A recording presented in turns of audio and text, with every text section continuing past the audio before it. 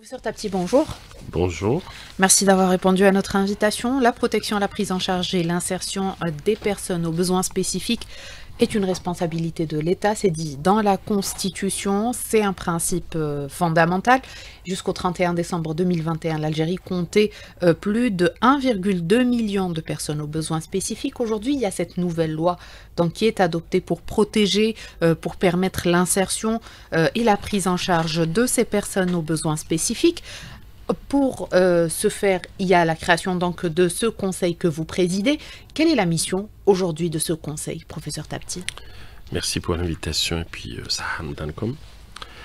Effectivement, donc le Conseil national consultatif pour les personnes handicapées, donc c'est un conseil qui a toujours existé. Disons qu'il a été ravivé donc avec le nouveau décret exécutif qui a presque 10 jours, mais on a beaucoup travaillé sur le décret exécutif du 29 avril 2019. Donc le Conseil national des personnes handicapées est un organe national consultatif qui a pour mission d'évaluer la situation matérielle, morale et financière des personnes ayant un handicap. Il est chargé aussi de formuler des recommandations et des propositions pour améliorer leurs conditions de vie et aussi, bien évidemment, proposer des mesures de sensibilisation sur la prévention, probablement des facteurs générateurs, et mettre en place un plan d'action, une feuille de route qui permettra, bien évidemment, de protéger et d'accompagner surtout cette frange de la population. Comme vous le dites si bien, le nombre est très important, 1,2 million, voire plus. Très bien, donc justement la nouvelle loi est arrivée pour consolider les acquis. Parmi les dispositions, ce que vous venez de dire aujourd'hui, il y a lieu donc de diagnostiquer. C'est une des dispositions de cette nouvelle loi qui donc vise à commencer par le diagnostic, la prise en charge précoce des personnes portant un handicap, de sorte à éviter déjà la détérioration du cas s'il y a donc moyen de sauver ces personnes. Alors, est-ce qu'aujourd'hui, tout d'abord, nous avons les moyens à la fois pour poser les diagnostics de manière, disons, précoce, et également pour les prendre en charge de manière précoce, professeur Tapti? Oui, très bien, c'est une question, vous avez mis le curseur là où il le faut. D'abord, il faut définir c'est quoi une personne ayant un handicap. Donc les personnes ayant un handicap, ce sont des personnes qui présentent des incapacités, qu'elles soient donc physiques, mentales, intellectuelles et sensorielles, durables dans l'interaction avec diverses barrières, peuvent faire obstacle à leur pleine effective participation à la société. Ce sont des personnes qui ont une sorte d'incapacité à s'intégrer dans une société, disons, active. Maintenant, le diagnostic, vous parlez d'un diagnostic. Il faut savoir que il y a certains handicaps qui sont acquis.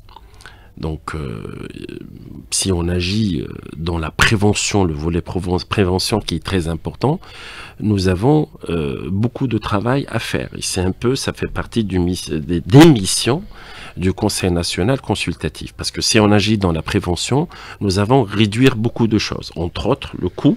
Hein, les moyens qui ont été mis par les pouvoirs publics, qui ont été mis, ils sont énormes.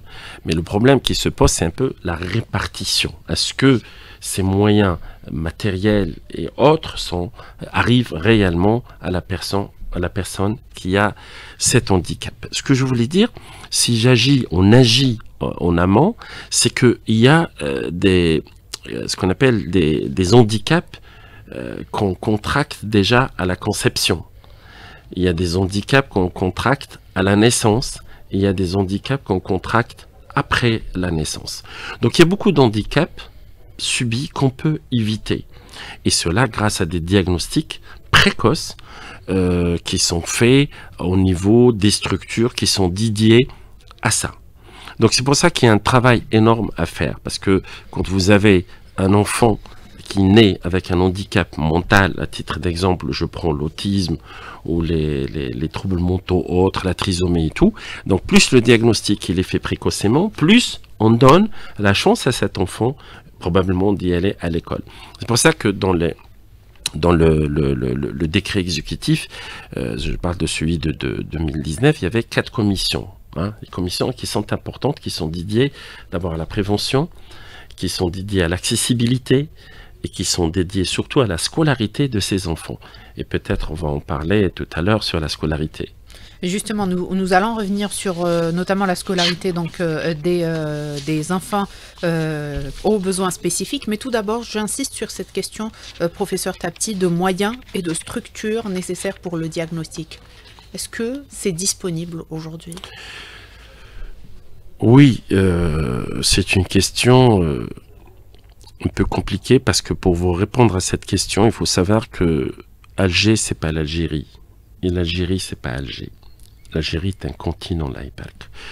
Donc du coup, les moyens répartis à travers le territoire national, c'est pas une question de moyens. Moi, je regarde les moyens en second plan. C'est vrai qu'ils aident énormément, mais c'est volet formation qu'il faut regarder en premier lieu. Est-ce que les gens sont formés à travailler avec des personnes ayant un handicap? Le diagnostic, il est très important. Sa prise en charge, elle est aussi importante. Mais aujourd'hui, il y a tellement de handicaps. Il y a tellement de handicaps. Il y a des handicaps mentaux. Il y a des handicaps psychiques. Je parle par exemple de l'école quand vous avez des enfants qui sont diagnostiqués à un âge tardif. Je parle de l'autisme. Vous avez des enfants qui ont des déficiences intellectuelles. Vous avez des erreurs diagnostiques médicales. Donc, du coup, c'est un gros travail qui doit être fait à tous les niveaux. C'est pour ça que dans le Conseil national consultatif, il y a beaucoup de passerelles avec beaucoup de secteurs. Et c'est un travail de collaboration pour éventuellement arriver à une assise qui nous permettra de diagnostiquer et de prendre en charge. Alors justement, on va, avec la nouvelle loi, on instaure, disons, ou elle instaure cette introduction d'un barème pour l'évaluation des incapacités, des déficiences. Alors, c'est censé être un outil donc efficace pour assurer une bonne insertion donc, des personnes aux besoins spécifiques. Comment ça va se faire concrètement, professeur Tapti? Oui, c'est un gros travail qui va se faire parce que c'est un travail en secteur. Il ne concerne pas uniquement le ministère de la Solidarité ou bien le ministère de la Santé. Donc vous savez, il y a beaucoup de collaborateurs. Par exemple, je vais vous parler d'un simple exemple hein, pour un peu évaluer les IMC, hein, une infirmité motrice cérébrale. Qui est un handicap majeur, qui est très lourd. Pour l'évaluer, donc il faut non seulement, par exemple, à titre d'exemple, hein, d'abord il y a le diagnostic qui doit être fait, après les évaluations sont faites en fonction de l'handicap que présente ce patient. Je prends par exemple l'IMC, une infirmité motrice cérébrale, donc vous avez le médecin, hein, vous avez le neurologue, vous avez le pédopsychiatre, vous avez la rééducation, vous avez l'orthopédiste, vous avez beaucoup de médecins qui doivent éventuellement donner le barème dont vous parlez pour un peu spécifier le degré d'incapacité de ce patient et surtout éventuellement à l'insérer, parce que le plus important dans tout ça, une personne ayant un handicap, il suffit pas de faire un diagnostic. Oui, le diagnostic, il est là, très souvent, il est visible. Mais cette insertion, hein, je parle très souvent de cette insertion économique aussi, parce que sociale, oui, sociale, qui est très importante, parce que le plus important dans son victime, ils vous le disent, les personnes ayant un handicap, ils vous disent, écoutez, oui, j'ai pas de bras, je peux pas travailler, certes, je suis limité, mais vous savez, c'est le regard de la société qui est important. Ils sont plus victimes, ils ont cette... Comment dirais-je, il y a les préjugés de la société. C'est pour ça qu'aujourd'hui, je suis fervent de changer de lunettes. Comment regarder ces personnes qui ont un handicap? Ils ont les mêmes...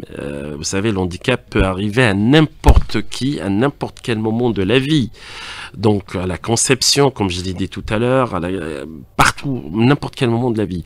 Mais...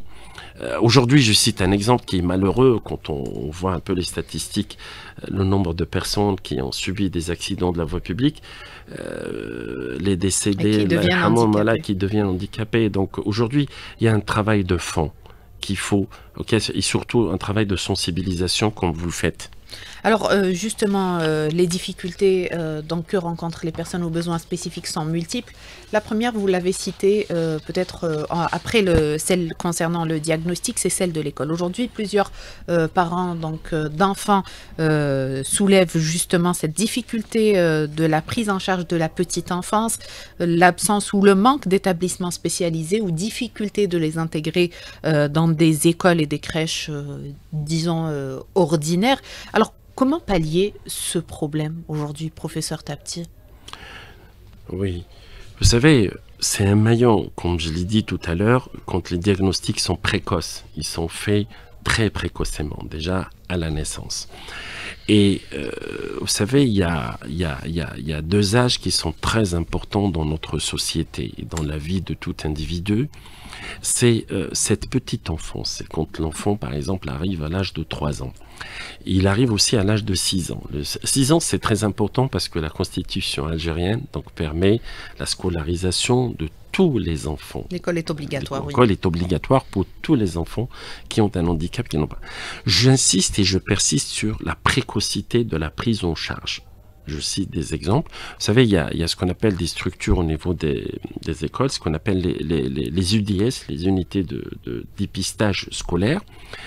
Et si ces enfants sont diagnostiqués précocement, vous savez, je cite beaucoup d'exemples, mais entre celui qui me marque le plus, ce sont ces enfants autistes, par exemple.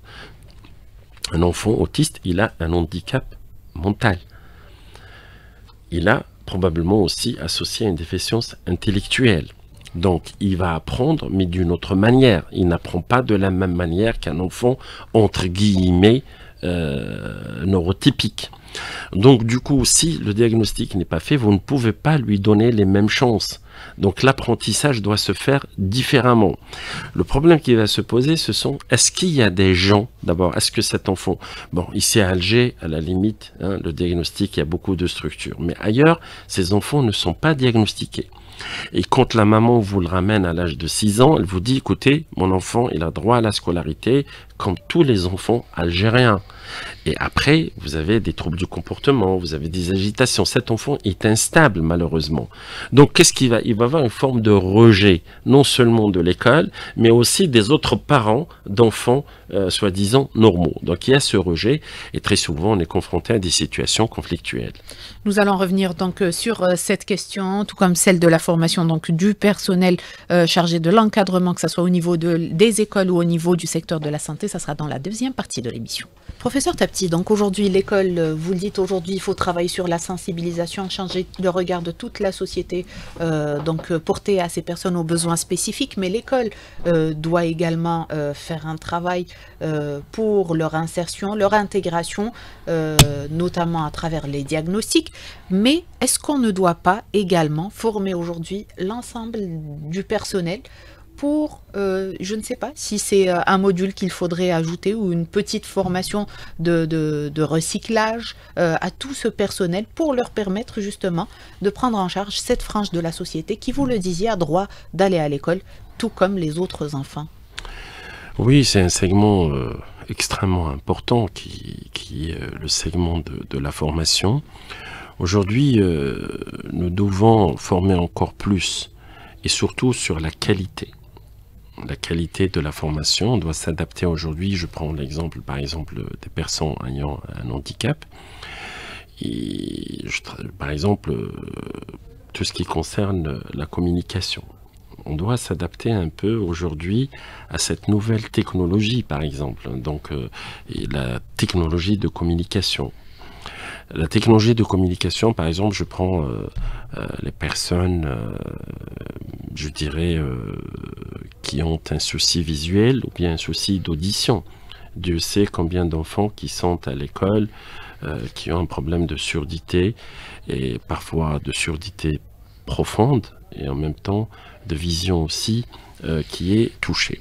Donc aujourd'hui, la formation doit toucher un segment parmi tant d'autres, et la formation elle doit être acquise par tout le personnel, parce qu'aujourd'hui, si vous mettez un enfant, on parle d'inclusion. Oui, l'inclusion, je suis entièrement d'accord, ça ne pose aucun problème. Mais est-ce que cette inclusion peut concerner tous les enfants, par exemple, ou les adolescents ayant un handicap. Elle ne le pourra pas, malheureusement. Par contre, on peut aussi commencer à former dès le jeune âge. C'est ce qui se fait un peu dans d'autres pays, ce qu'on appelle les IME, les instituts médico-éducatifs. Ça veut dire que ces enfants sont initiés et préparés à un enseignement graduel qui leur permettra de faire une insertion où, parce qu'il y a le problème aussi de ce qu'on appelle les gens qui accueillent ces enfants au niveau des écoles. Ils vous disent, ils sont mal diagnostiqués, ils sont mal pris en charge, ils n'ont pas les capacités encore cognitives d'adaptation, donc il y a une forme de déstabilisation. Donc il faut qu'il y ait une continuité dès le début pour ces enfants. C'est pour ça que je reviens au segment de prévention et de prise en charge précoce. Parce que si je parle de l'handicap mental ou intellectuel, surtout l'handicap mental, plus la prise en charge, hein, je parle par exemple un peu de tous ces enfants autistes ou trisomiques ou qui ont des troubles parfois associés à des maladies neurologiques telles que le syndrome de X fragile, certaines maladies rares, plus le diagnostic est précoce, plus l'enseignement et l'adaptation à l'école, comme je l'ai toujours dit, un enfant ayant un handicap, il n'apprend pas de la même manière. Donc si on n'est pas formé à des aspects qui s'adaptent à ces enfants, ce sera un peu compliqué pour ces enfants, et on les voit par la suite parce qu'ils sont rejetés par l'entourage, et parfois aussi, ce qui est malheureux, ils sont rejetés par les familles ayant des enfants. C'est pour ça que cet aspect, le Conseil national consultatif lui donne une importance capitale. Il y a aussi, il ne faut pas oublier, donc il y a une commission qui est chargée de cela, à savoir la commission de la scolarité et surtout de l'insertion socio-professionnelle. Hein. Comme je l'ai dit tout à l'heure, les enfants, les adolescents ayant un handicap doivent être des acteurs économiques et participer à l'économie nationale. C'est pour ça, je vous cite un exemple qui m'a toujours d'ailleurs interpellé, où j'ai appris lors de mon déplacement d'un des pays européens, à un titre d'exemple, hein, que tous les câbles des voitures, hein, tous les câbles des voitures sont fabriqués, sont initiés par des personnes aux besoins spécifiques. Voilà, aux besoins spécifiques, dans des usines qui sont adaptées à ça, et l'intégration se fait d'elle-même, et ça permet bien évidemment surtout l'autonomisation des personnes ayant un handicap, et ça c'est important. Alors justement, le réseau aujourd'hui des établissements spécialisés, puisque pour certains, donc certaines catégories de handicap, il faut carrément des établissements spécialisés, il compte 239 établissements et 19 annexes, donc ça prend en charge 36 000 enfants en situation de handicap. Ça reste insuffisant quand on sait que c'est en moyenne c'est un établissement par daïra, et ce n'est pas toujours équitablement, géographiquement, ce n'est pas équitablement réparti. Est-ce qu'on doit revoir donc aujourd'hui l'ensemble de cette carte de la formation des personnes aux besoins spécifiques?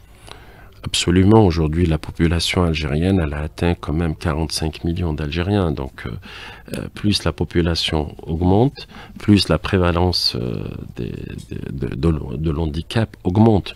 Donc, il faut effectivement y réfléchir à construire. Mais construire pour construire, moi, je suis pas très d'accord. C'est facile de construire des murs.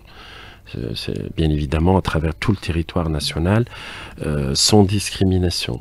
Mais le problème qui se pose, je pense que pour les structures, les centres psychopédagogiques doivent être dédiés exclusivement à des patients, ou bien à des personnes ayant un handicap, polyhandicap lourd. Moi, je suis plus pour l'insertion, pour donner la chance, parce que vous savez, en connaissance de cause dans mon domaine médical en qualité de psychiatre, moi j'ai vu des personnes ayant des handicaps, même polyhandicaps, qui font des merveilles. Moi j'y crois, il suffit juste de leur donner la chance, et qu'il faut savoir que ces personnes handicapées, ils ont les mêmes droits et les mêmes devoirs que les autres.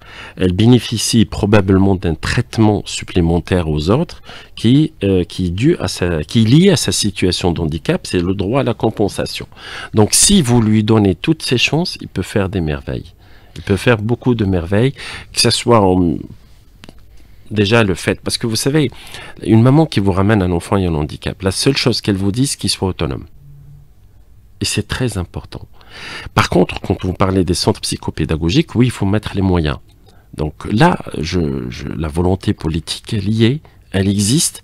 Maintenant, il faut qu'on soit tous solidaires et acteurs avec ces personnes ayant un handicap et les intégrer dans la société. Parce que il faut qu'on soit, après tout, dans une société inclusive et non dans une société exclusive.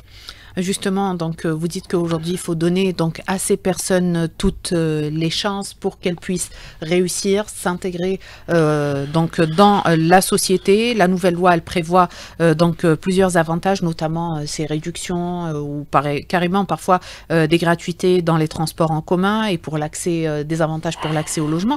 Mais en face, vous avez donc les transports qui ne sont pas forcément adaptés. Je cite le cas des bus, les administrations et autres espaces publics qui ne sont pas toujours adaptés et qui ne permettent pas forcément l'accès des personnes à mobilité réduite ou aux besoins spécifiques.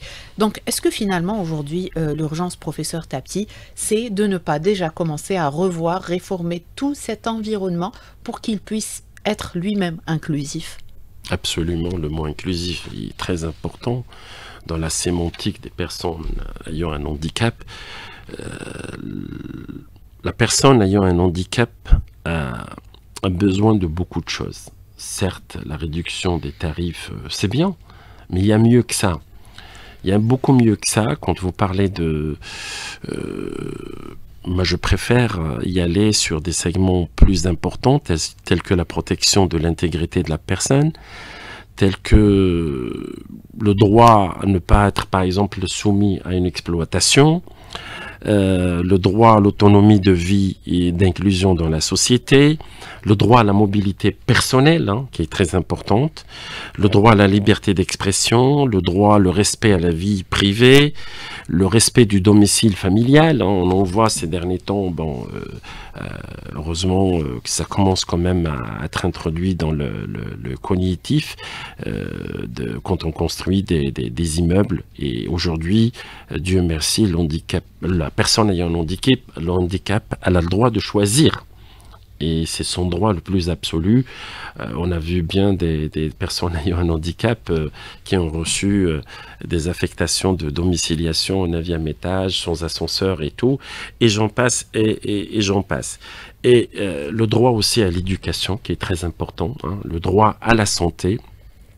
La protection de cette frange de la population dans des situations de fragilité et de crise d'urgence humanitaire, et surtout la reconnaissance de la personnalité juridique dans des conditions d'égalité. C'est-à-dire que le respect de la femme aussi, la femme handicapée, c'est quand même une personne, l'enfant, j'insiste et je persiste, donc il faut protéger les femmes ayant un handicap, les enfants qui ont un handicap. Donc il y a beaucoup de travail à faire pour cette frange de la population.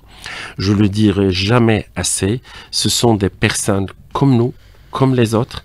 Il suffit un peu d'y croire en eux et ils vous le rendront bien.